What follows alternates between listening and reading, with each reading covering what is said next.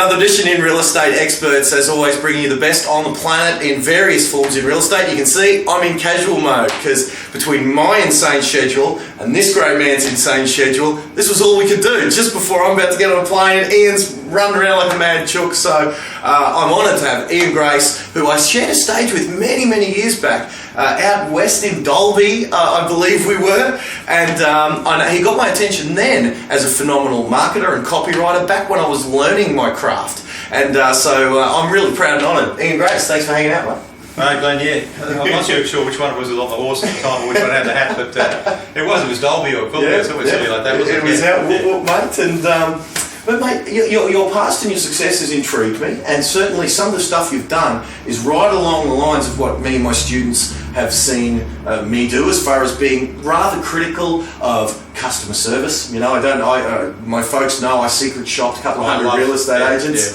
And when secret shopping a couple of hundred of these real estate agents, a third of our industry, it seems, weren't even following the old Bob Wolf maximum, smile and be nice. You know what I mean? So their customer service skills are kind of lacking. So one of the things it would be remiss of me not to get a couple of your best tips from best-selling book, Real Estate Customer Service Ideas, the only one of its kind on the planet, and shameless opportunity for plug early in the piece. Where can they get this thing? Because it is the only one of its kind. It is. If you Google for Real Estate Customer Service Ideas books, happy to say that 180-page book is the only one of its kind in the world, and it's now been rebranded as 3,600 Customer Service Ideas, so this book is now on disc. Yeah. You know, from our website, of course, iangrace.com. But and what are some of your favourites, mate? That's from around the world. It came together over 12 years of actually brainstorming audiences in Australia, New Zealand, USA and Canada. And I gave that back to each audience a couple of weeks later to give added value, because they also have great ideas and they interpret what they've learned and come up with their own wash on it. So after about 12 years, we looked at this stuff and thought, well, if we can collate all that, it's got to be a book. Yep. So there is stuff there that does everything from the simple things, like you said, Bob Wolf, who I've met many times. We've spoken at the Realtors Conference as well, together. Now, the simple things. There's a little book called, Everything I Need to Know in Business, I learned in kindergarten. And it's so basic, get down to the simple things, smile at people, say hello to people, actually care about people, get energy from them by giving energy to them. And the simple things, yes. The fact that in the real estate industry, it amazes me, internal customer service is the most important. It's the most vital. Don't even bother going to look outside and say, I'm going to get my customer service better. Start internally first. So meaning with staff? Absolutely. Yeah, okay. We tend to forget they're the customers. They're the most important ones. And if you get that part right first, funny enough, you'll find without any attention at all externally, business will start to increase. One great one I saw was I think it was actually in Auckland in New Zealand. It's in the book. You'll see one of my notes in there. And they wanted to get their property manager and salespeople working together, which for the most part does not happen. People tell me it does. Well, our offers are we're all good friends. We're all good friends, but we pay the property manager the lowest we possibly can, and we always wonder why we can't get good ones, etc. But this one was great. What they did was they did something along the lines of they put signs around the office saying courtesy is contagious. Put it all around the place. Then they printed some $20,000 bills. Right. Gave each one of them $20,000 bills. Then, now we can't get into too much depth here, but through their complementary business partnerships they put together, they had a whole bunch of prizes they got. And they put these on display. The idea was they were going to have a big night with cheese, wine, biggies, whatever it was, and then they'd have an auction where those who had the money could bid for the items. Did they want the hairdryer? Did they want the TV set? Did they want whatever? Did they want the home? Did they want the beauty package? And the whole structure of this was that they had to offer to help somebody else in the office, and particularly in a different department.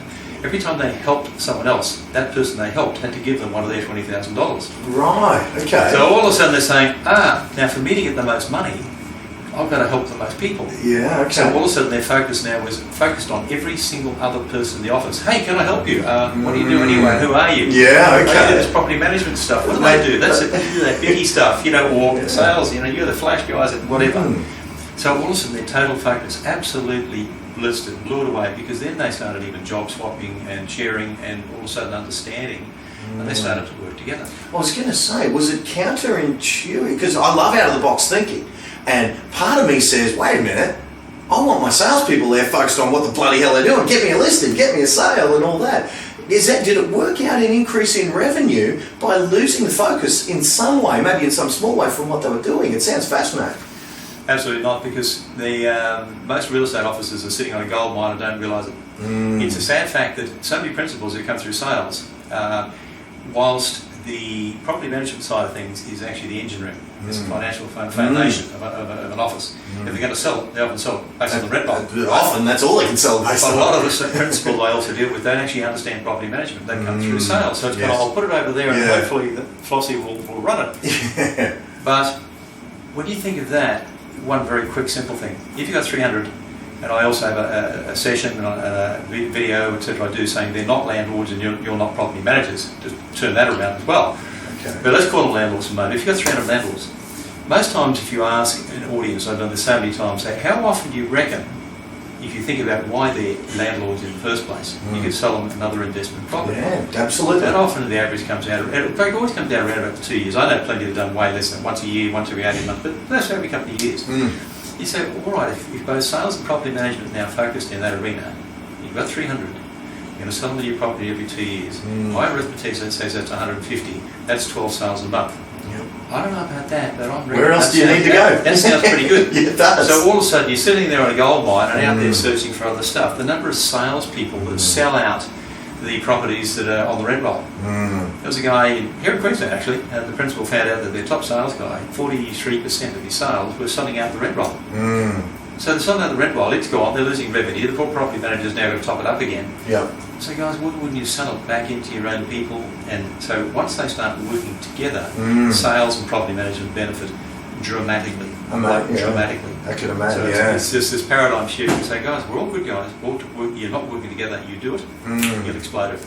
And that comes back to that, okay, so we've got internal customer service to make the staff aware of the roles and how the overall picture can kind of work, but it's also maybe being a little bit more internal customer service by, when we say internal, our database in the rent roll. I mean, I was the bane of one of my competition's existence. The amount of, here in Queensland we call them a Form 10, that's informing a principal licensee that you're selling one out of their rent roll. I didn't know it at the time how horrible that was for that person. I just kept delivering in Form 10 after Form 10.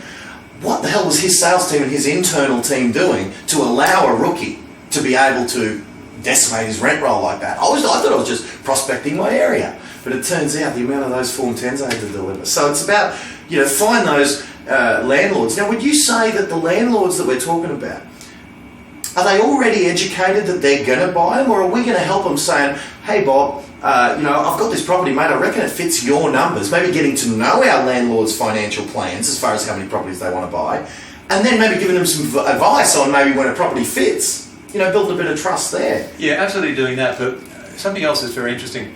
It's one example that actually came from Perth, that when I ask people, do you have all the properties that we'll call them landlords for now. Okay. Right? I'm intrigued to know what the shift should be. Yeah, as they say, watch the video and you'll see. But if you then say, do you have all the properties that they have on their books? Now often they might have a property that's being managed by this particular office, but they just happen to have bought one some of the time, and the people said, shall we manage it for you? And they said, yeah, fine. So some of them don't want to put all eggs in one basket, others just happen that way. Yeah. And with this one here, they now had 120, a very small rent roll really, compared to some.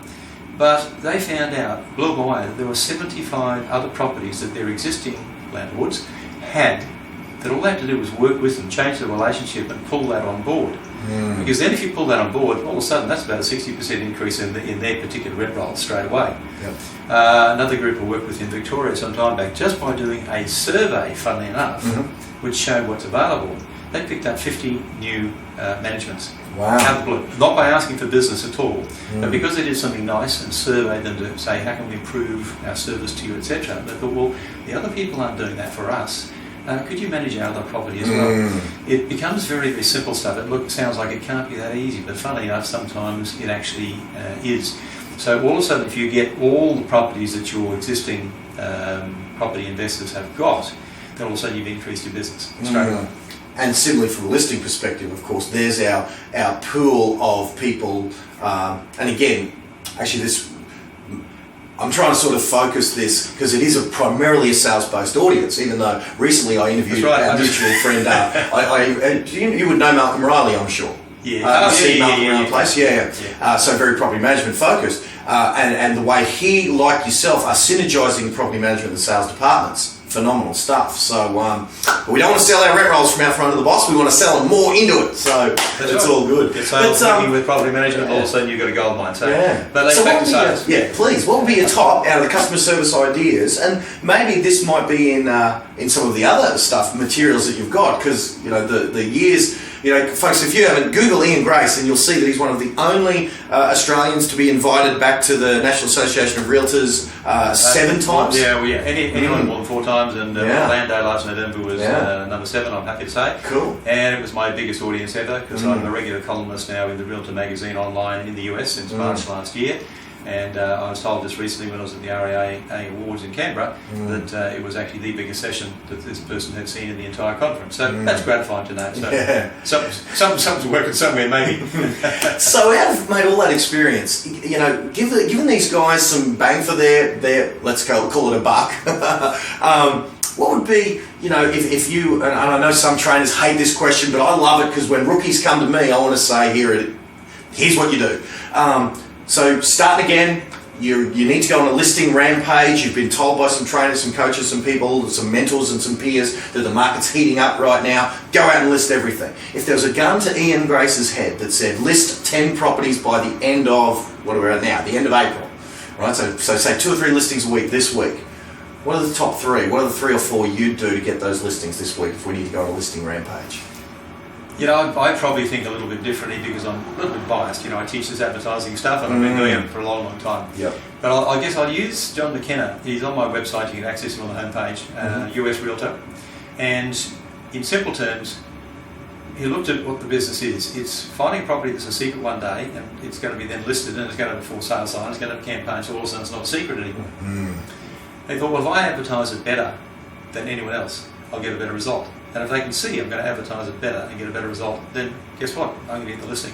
That gentleman, if you look at his video now, has not missed a listing for over 4 years. You mentioned that. 4 solid years. In your program, that's unheard of. Well, not missed a listing in 4 years in America is insane. And what's more amazing, if you know the system there, he works on about an 85% list to sell ratio. Now, even in Orlando, I found it from one of the Aussie guys, an American was talking to. They said, that was a great session, fantastic. But he's mad. He's talking about an 85% list to sell ratio. Couldn't believe it. Whereas they think might be 30% would be good because they'll list a property, flick it onto the MLS system, and somebody else will sell it. And some people might not know the multi-list system. It's kind of like a formalised version of our conjuncting, isn't it? So you put it up, and then anyone may sell it. We have it here in Australia. It's pretty well phased out. Yes. Probably Perth is probably about the last marketplace. Yeah. So it was like he immediately sold a difficult property for above the asking price when he.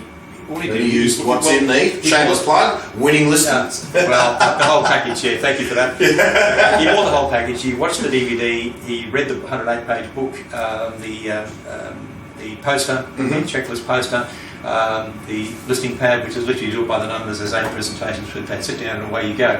So it becomes a consultative selling process. So he blew that away on the very first one. And he kept in touch, and after 10 months he wrote me a letter saying, you can't believe what's happened. He said, I have not missed one listing. So I thought that was fantastic.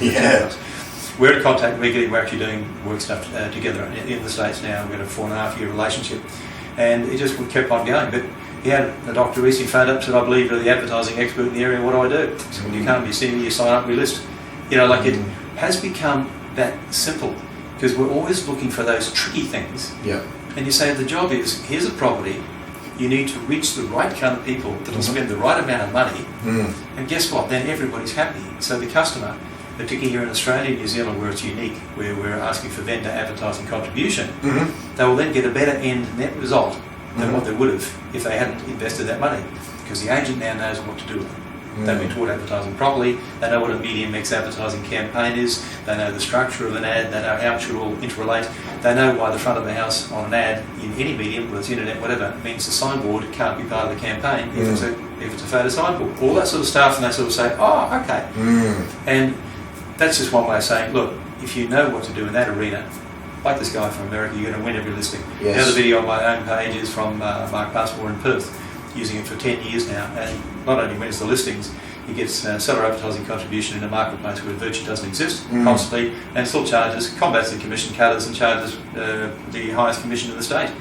So when you look at that, you say, well, why make the job difficult? Why not do that? And then all of a sudden it all falls into place. Now, before we get back to that other question, that leads me to a thought. Do you think, because until you said it, I suspected it was true. And I remember back when we were listing and selling, as soon as I was actually started going to training, surrounded by other real estate agents where they told me that this vendor paid advertising thing was difficult, we were kind of isolated. And when I was trained, they just told you leave with a 22A, which is our listing agreement, and you leave with a check or credit card details or whatever. And I was told that's how real estate works. So because I didn't know any better, I'd go in and get it. Similarly, whenever I've coached people in Perth, I've just gone on the assumption, we need to get the seller paid advertising, we need the video, we need this, we need that.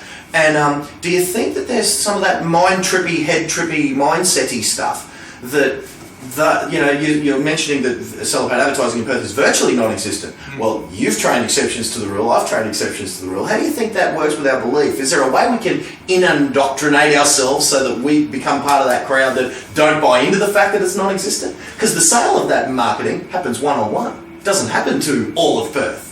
It happens with me and you here now. You know what I mean?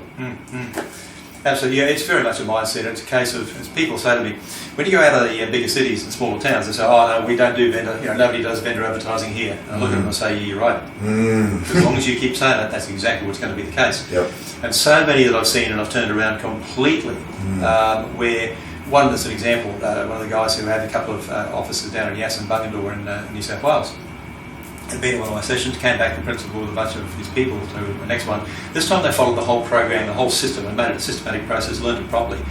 He blew them away. In 6 days, he actually emailed the area manager to say, you know what, not only have we just picked up 5 listings in 6 days, but we've achieved more vendor advertising contribution with those 5 listings than this office would normally do in 12 months of trading. Wow. Yep.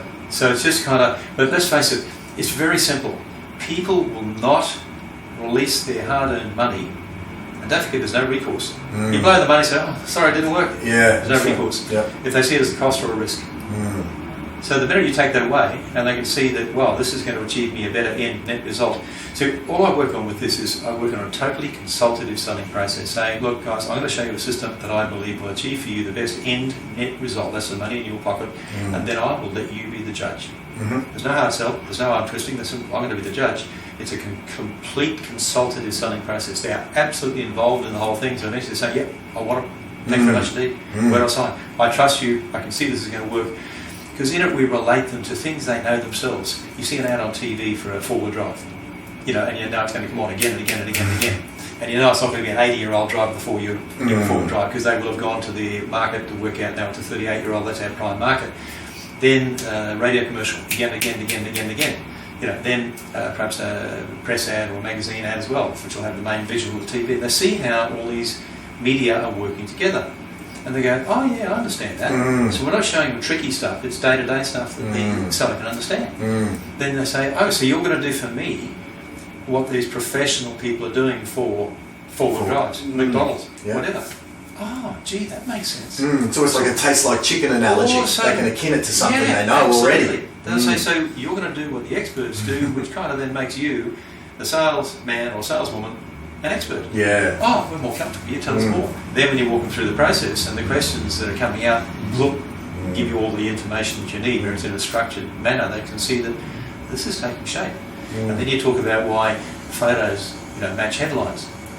Not the other way around. This is always got to ask an audience, half an hour. Oh, photos match headlines. And I said, no, there's only one answer, and this is it. Let's explain why. When they realise and understand that, they think, oh, this makes sense. I trust this person. They're going to look after my money. It's now an investment that's going to give me a better return. And it makes it so relatively easy. But you've got the skill. And then you've got the 3-tier programs, the gold, silver, bronze. Of course, the Advertising Olympics. Didn't realise that. Most times if I was unkind and asked a salesman, I said, where'd you get the numbers from? Gold, silver, bronze, the amount of money. You're sitting on it. Yeah. You're sitting on where they got the money. Right. This one gets you more ads, this one, I understand that, I'm not silly. But where did you get the numbers from? Who brought out those numbers in the first place? I don't know, that's how the office has always done it, that's what I was taught to do. I'm not against that, I'm just saying that it's nice to be able to say, look, that would be about 0.5%, Mr. and Mrs. Smith, that would be about 0.7, that would be about this. We're going to have a look at what's relevant and what's relative to your property, but let's work through first of all and have a look at your property, because it's unique. It's different, like any other property. Let's walk it through. Let's see what we think is the best way to go. Instead of saying, here you go, gold, silver, bronze. What happens? They pick one, and later it doesn't work. What do you say? Ha! You picked the wrong one. Yeah. So giving some, I suppose I heard it said once, many years back, reason why advertising, so whatever it is that we're doing, we need to give them, here's kind of where my recommendation is. Now, have you ever seen a difference in an agent that actually knows, believes, and I've heard you quoted before saying that, if you're going to go and pitch an advertising campaign, whatever it might be, or a method of sale, but if you're going to sell your own property, you do the exact opposite. What the hell are you doing selling that particular proposition? Maybe talk to that for a moment if you could. Just for example, you're out there pitching every day. $10,000 marketing campaigns and the auction method of sale. You want to sell your own house, sneak it onto realestate.com with no advertising and sell it by private treaty. Seen that from time to time? I'm glad you asked that, because funny enough, I use a couple of examples that show people I practice what I preach. In other words, everything I do is based on, that's the difference. What you see is what you get. I use two. One, personal property that we sold. In fact, I tried to give it back to the industry. Eventually, we won't go into the details, but part of the company with the agent. And I said, no, sold myself. Now, I had 4 internet sites. I actually printed 30,000 double-sided flyers that I put as a split-run insert into the local paper because I knew where the marketplace was likely to be, etc. Plus electronic flyer, plus everything. So, I practiced what I preach. Spent a few $1,000 on that. Yep. We had an investment unit down in the Gold Coast, and sold that as well. Work with an agent now down there, and same thing. We had everything. We had again 4 internet sites. We had the internet emailer. We had all the media you could possibly imagine. Because I reckon, hey, I've only got one shot at this. I want all these media working together. The important thing, though, Glenn, is doing all that's okay, but what happens is you get all these media basically working in isolation. Whereas effective campaigns, they talk about reach and frequency, but it's the accumulative effect where the media are working together. So then they see it. People need to see any ad or campaign or message 3 or more times before they'll react. That's the average. I've got some examples of people that saw it 8 times and 20 times, and all of a sudden it just grew on them. Bang. Okay. That's how the professional advertising agencies work, is to get the most what they call OTSs, which is opportunities to see. Right. So if the average is 3 or 4, I want to give everyone the opportunity to see it 20 times. So how do I do that? I've got to make sure my media are matching. So as I said, each of my campaigns, private home, investment unit, practice what I preach, exactly the same thing.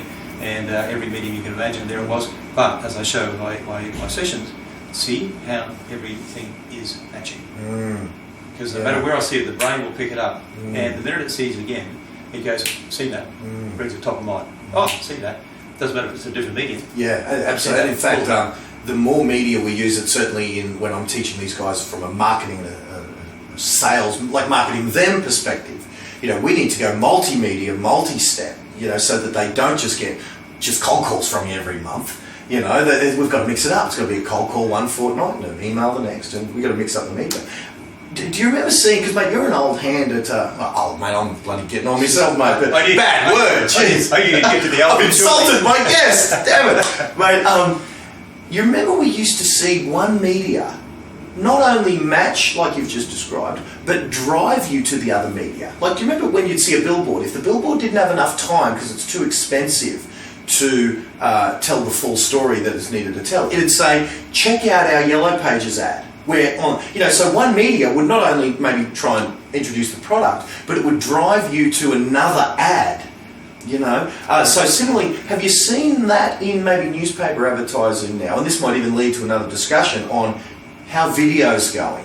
Like, newspaper ad might not be able to tell the whole story, so we might put a QR code or something in the newspaper that'll drive to another media. Have you seen that sort of thing? How's that been applied? Absolutely. Well, here at us it's easy. I mean, look, you've got QR codes, you've got the photo apps as well, so you can just click on the photo and it's in the ad. So, of course, you want your media to interrelate, because When people oftentimes compare videos, oh, that doesn't work and this doesn't work. If it's got an audience, it'll work. It'll work.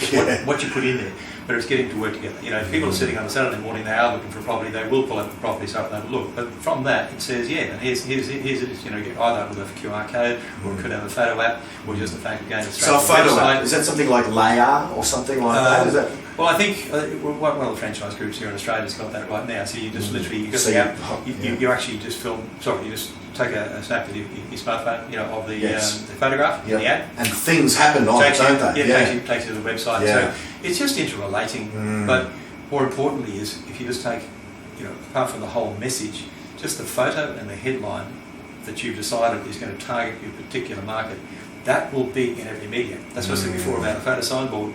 Can't be part of the campaign if you've got in front of the house as the main photograph here. Yeah. Because you can't put the front of the house on the front of the house.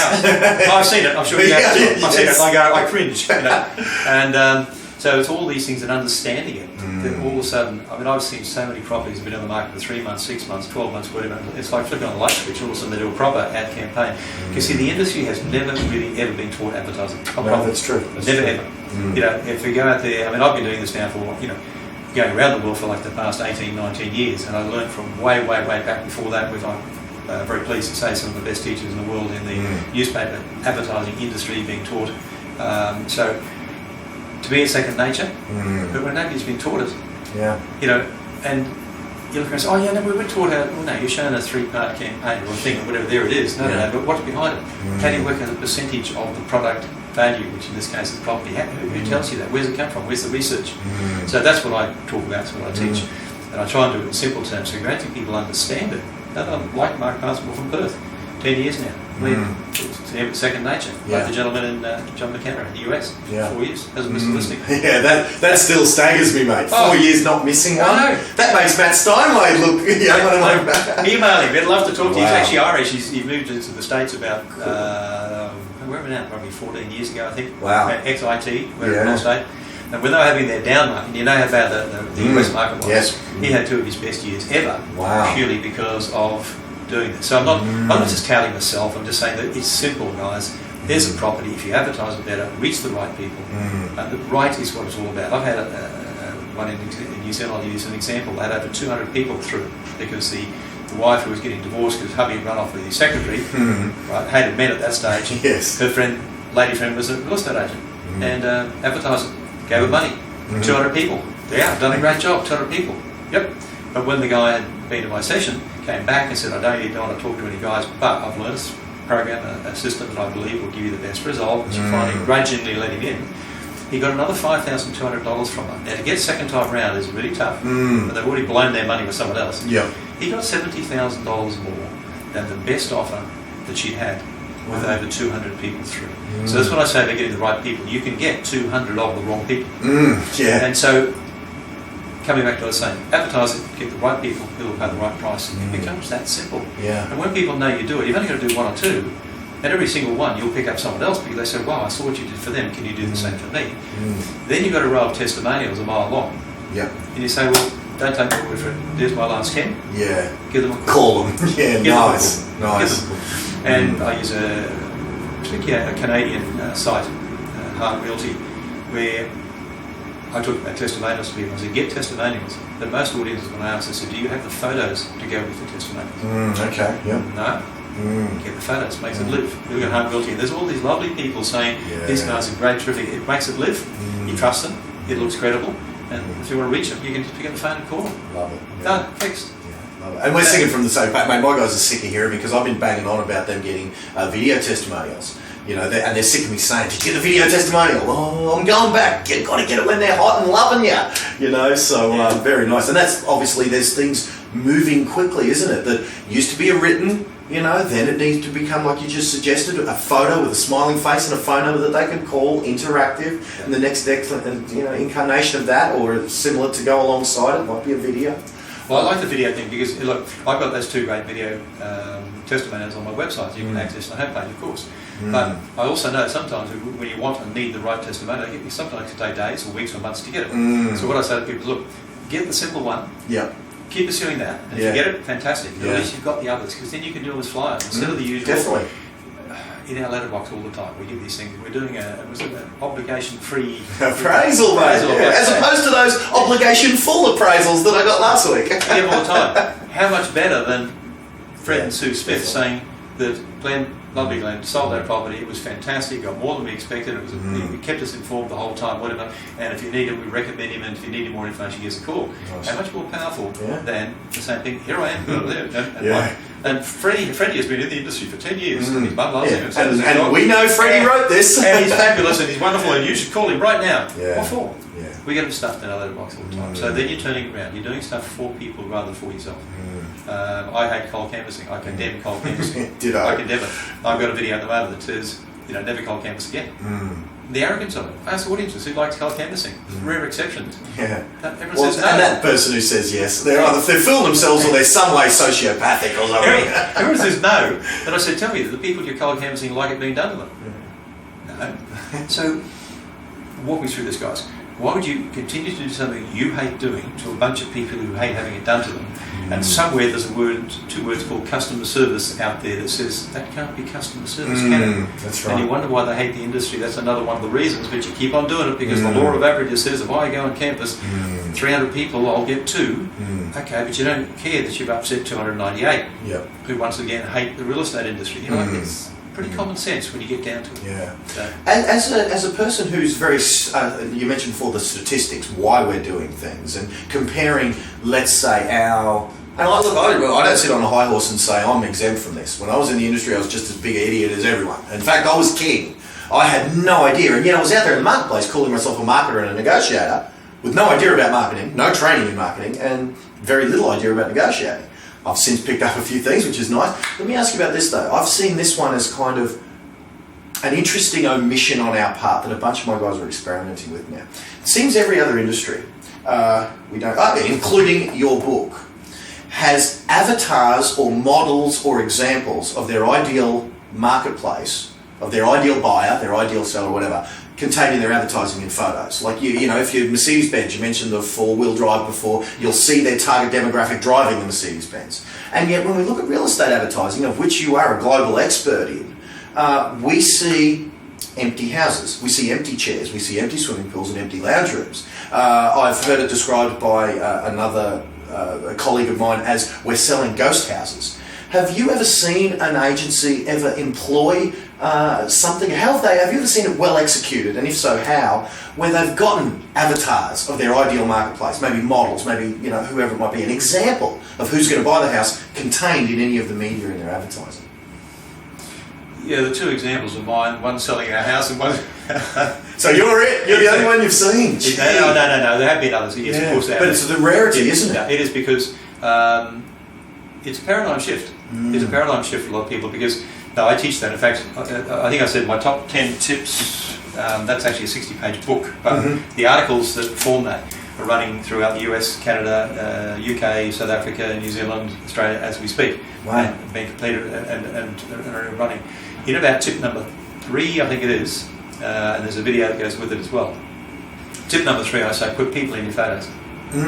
Beautiful. So exactly what I'm glad you asked, because you have a look at it and say, and I use an example of talking about a product and say, guys, mention this. I say, guys, I've got this great product I've just invented. I put it together, and it's a solid black liquid, and it's got some bubbles in it, and it's got a bit of caffeine, and it's in a red and white can, and it's probably a bit addictive, and best served cold. How many would you like? Has that got you excited? No. And some don't even get what it is. If I'm going to work and I'll pick up here's a can of Coca-Cola. Have you ever seen Coca-Cola advertised in that way? And that's what we're doing with real estate. Yeah, how many bedrooms, how many bathrooms? What we've proven is that real estate agents can count. So, but when you look at that, so you've never seen Coke advertised like that, so why would you do it elsewhere? Excuse me, sorry. But if you look at all the advertising, there's something a bit over the top. I mean, I don't believe if you drink Coca-Cola or whatever that you can now, yacht and you can do this and whatever. But hang out with Charlize Theron. Well, actually, in fact, I'm going to buy a Coke because on the maybe. Yeah, I've got a chance, got half a chance. So something gets a bit over the top. Copywriters writing for copyright, but anyway. But it's always people out there enjoying doing with the product or service or whatever. Be like this, feel like this, and people can visualise themselves. The sunnies. You don't normally get some unfashionable type person. I'm trying to think of the right words to be politically correct. Yes, very so. Yeah, no, my audience are indoctrinated. They get it. They've been hanging with me, mate. So I get what you're saying. You know, and there are certain kind of persons that are there wearing the sunnies. And so you think, he looks a bit smooth. I would like to look like him. I'd like to look like her. I want that glowing hair that looks like her. It never does, but you keep on trying. Yeah. So it's all about, I mean, my whole principle that I teach this way, everything is trademark hoodoo. It's just a memory device to remember hoodoo, because you remember who and do. Okay. It's that simple. If you remember hoodoo, then you remember what effective advertising is forever. It's who is it that is the ideal prospect. And then you have to do it at work. And work with the seller, because they're the people that'll know probably best. Yeah. And sometimes because they were that person 3 years ago, weren't they? Sometimes you need a clone. Other times it could be that the older folk are moving out and you've got younger families moving in, so it might be you need something different. Coming back to photos, then often you can use which has often been the case of using the sellers themselves, and they're there perhaps they're just sitting relaxing with their feet up on the balcony, a cold drink beside them, say, well, like this is your view every morning, or whatever it may be. So also it puts people in, like every TV ad we see has got people in. Yes. If it's Coke, if it's ladies' product, if it's men's product, they're nearly everyone. You get some that won't. Yes. And they decide the vehicle or the brand is strong enough as it is to evoke that kind of image or that kind of age group, whatever. But I don't think we've got the $10 billion budget that Nike has got to make a swoosh mean buy tennis shoes. We haven't got that sort of budget, right. So that's where that's where, for example, people put their name at the top of an ad, for example. You say, guys, they don't really need to know that yet because why bother? Go at the bottom. Yeah. If you're Myer or someone like that, for example, you get the budgets, then that word itself says a lot of things. But if not, put a headline there that's going to talk to the people first, get them interested, get them involved, get them to decide to read further, and then at the end of them, tell them who you are and what you are. They'll see it visually anyway. Yeah. So there's lots of little rules in there, but we're getting into detail. But very, very good. Well, as a passing note, what in all your experience, given that many of our guys are in a market that they may have never seen before. Some of my guys have been hanging around for 2-3 years, some newer, some not, but some of them haven't seen the 90s. Some of them haven't seen a market where, even though we're seeing maybe a slight improvement now, we're in a market that might be very different than, say, 2007, when listed property, buyer comes along, pays a property. We're seeing prices maybe shift, flattening or even dropping. Not everyone's just instantly making $200,000 every time they make a sale. What would be the advice, given that, as an international authority, spoken all over the world, seen all kinds of markets in your history and career, what would be the final parting words you'd give to the crew with dealing with this market, listing, selling, whatever we haven't discussed now? What's Ian Grace's best tip? Yeah, I mean, if I'm focusing on the advertising side of things, for example, you've got your boom markets, your bust markets, and there's always reasons or excuses. So we don't want to advertise here, or we don't ask the sellers for advertising here. The properties are selling so quick, we don't need any money to do it. It's all wrong. At the end of the day, no matter what market you're in, as far as I'm concerned, you need to advertise, slow the market down if that's the case, to advertise and promote that property properly to the right number of people, the right number of times to get the best result. If you've got 2 ready checkbooks come up the minute you say it's for sale, then why don't you slow it down a bit and get 6 ready checkbooks? Now, one example that really blew it away, I think the property that's in northern New South Wales, 1.2 million was the highest price in the area previously. Then boom market, all of a sudden they had 2 offers at 1.5. Seller would have been happy to take that, 300 more than the highest price. But the principal there, had been to a number of my sessions, said, no. I want you to invest this money in a campaign. Because he'd been through the whole process, seen the listing pad process and gone through it, said, making some sense, I'm happy with what we got, but I think he got 1.9. Wow. And actually got $2,500 refund on his ad campaign because they've sold it. They said, well, here's some money back. Yeah. So that's an extreme example, but it shows you that he could have just gone, oh, here it is, 2 offers, sold, everyone happy. 1.5, yeah, $400,000 more. Yeah, and we saw a bit of that in the boom. I tell you, I've got to say, guilty as charged. In those boom times in that mid-2000, I was guilty as the next bloke. Sell them quick, first buyer through. I'm sure that I've cost sellers money by not following that sage advice. I've got plenty of those examples. That's just an extreme that shows you it can be that much money. Yeah. You look at that and think, I said, I'll take the chance because I trust you. You seem to have the expertise. You've taken me through the process.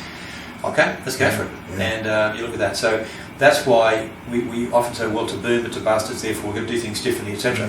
What's interesting too, and this is being careful about where the customer service hat is, that during those boom times, when they don't advertise much and they say, don't have to ask the sellers for that nasty money they don't want to give me, then afterwards, who are they? Yeah, no ads right. out there. Yeah, that's right. Don't really profile. I would never say, as too many offices and even franchise groups do, they go to sell the advertising, the vendor funding to Just get to their get the profile. profile. Absolutely. Yeah. That is unfortunate. That's a reality. It is, yes. But if you do it purely and simply for them to get a better end net result for them, you'll get that as a byproduct. Yes, absolutely. You'll get that as a byproduct, but your focus is in the right place. And so it's just a case of saying, look, whatever we're doing, sure, you might decrease the length of a campaign. So if you look at average days on market, you know, at times it could be 60 odd days, or it could be 29 days, whatever. So you might have a campaign this length, but if the market's booming away, so you might pull it back. But you've got the same investment. Yes. Because selling a product, service, retail, manufacturing, industry, whatever, comes down to basic average percentages of what they spend as a percentage of product value or turnover. Well, that doesn't really change all that much. Yeah. So sometimes if you find, like those people did, they got the extra 400 but got a bit of change, you might got to do it for a bit less. But you still go out there and do it. Yes. One of those campaigns of mine I mentioned, in fact I got half the money back. Wow. Because it was sold so quickly. But I invested it. Yeah. In case I needed it, it was all there. The whole campaign, properly done. Well, it's like, I've heard it described as an insurance policy to ensure that the property is never undersold by potentially by $400,000. So we're paying a little bit to that, but awesome. Well, I'd rather give, as I always say to an audience, I'd rather give $100 back than find out I was $5 short. Yeah. It's like fishing. You get just the beating, lost it. Yeah. And that's with any campaign. If you rather go too much, get some back. Because if it's been successful, everyone's happy anyway. Yeah. Rather than find out, I didn't quite get enough. Well, with a wealth of knowledge like you've got, I mean, this interview, it even went in a slightly different direction than I anticipated, but mate, that's going to happen when you've got a guy who knows everything about everything. We didn't plan this, did we? There was no planning. No, as these guys are used to it, we see these to go with that. But what I'm sort of alluding to is for these guys to get access to the rest of Ian Grace, because frankly there's so much more that we didn't cover. Author of a children's book. You mean the children's books? Author of children's as well. Is that around? Yeah, books, audio books. So tell me, actually, before we go, I've got to hit you up about this. The thinking behind Ian Grace as the author of a children's book, was this, what was going on here? Tell us the story. This is nothing to do with any industry, it's nothing to do with real estate at all, it's just that it's something I actually did with my own kids years ago. There's a whole bunch there's about 5 of these stories, 2 of them have been illustrated and they're both on disc there as well. But it's funny enough, I've noticed over the years that this has been more of a hobby, and I often I've signed these books at bookstores at Christmas time, and I donate the money that comes into the Royal Children's Hospital Foundation. And other things that I do, I also run a voluntary music program for all the young people in the area, so I like to do it from a giving back point of view. But funny enough, because the books are just about good moral, they're just nice stories. There's the what do you call the God Fairy, the whatever in there, whatever. Fairy Godmother. The author of the book doesn't know his main character, but that's okay. God Fairy Godmother, he was one of those. That sort of thing. But it's all about good moral values for kids. And because parents love it, grandparents love it, and funny enough, the kids love it. And so if you, for example, use these for your clients, whether they be the seller's kids, nieces, nephews, grandkids, whatever, buyers, landlords, we'll call them landlords, tenants, etc., do something for their kids, and they love you. Let's face it, if you look at some of the biggest marketers in the world, like McDonald's, do they do stuff for the kids? Yes, they do. Definitely. They're business on it. You do something that is not trying to sell something to people. So all of a sudden, if you give all your clients a lovely kids book, they love reading the kids love reading it, and it's teaching them good moral values, good old-fashioned stuff, then all of a sudden they say, oh, what lovely people. I wouldn't mind doing business with them. And so that's become, shall we say, it's not a big part of it, that it's not something we push, but it's there.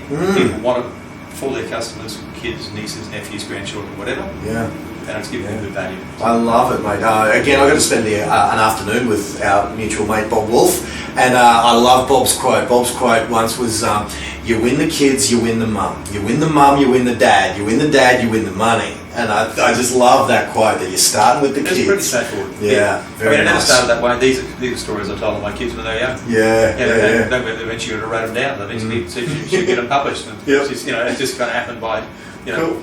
Nice. Not by design, but there you go. Nice. Yeah. So, folks, for more information on Ian, how can they get? Actually, in fact, let's incentivise it. I like to, you can put the guys out there, give them a reason to come and find you, mate. How about this? You put up a website that gives them the secret for where they go to find out about this landlordy business. So how about you do a video talking about what we should, because we've been teasing them this whole time about what they should be called as opposed to a landlord. If you want to whip up a video, just maybe giving a short back and sides on maybe how we can treat our landlords as something other than landlords. You've already got that? Already got that. Where can they go to get that? Well, I'll tell you what, if my website is just iangrace.com. Right. No, that video's not up for public consumption as such, but I mean, look, if they'd like to email me at amazing@iangrace.com.au. Amazing@iangrace. I'll get that put up on the video. Yeah, amazing@iangrace.com.au and say, hey, saw you having a chat with Glenn. Yep. Can you flick me and I'll flick them a link to that. They're not, what is it? They're not landlords and you're not property managers. Okay, cool. Nice. You know, it's just, again, to think differently about the way things are. Nice. Get away from the traditional paradigm shift. You know? Beautiful. I love it. Folks, it's been an honour to hang out with Ian Grace here today. We'll get back to our insane schedules, the pair of us, but mate, truly an honour. Thanks for sharing some of these insights with us. And I trust the guys get some value, and they'll be seeing you again, I'm sure, at various stages around the world, because these guys are into their training stuff. And no, it's been an honour hanging out with you today, mate. Thank you very much. My pleasure, mate. Take care. Until next time, folks, bye for now.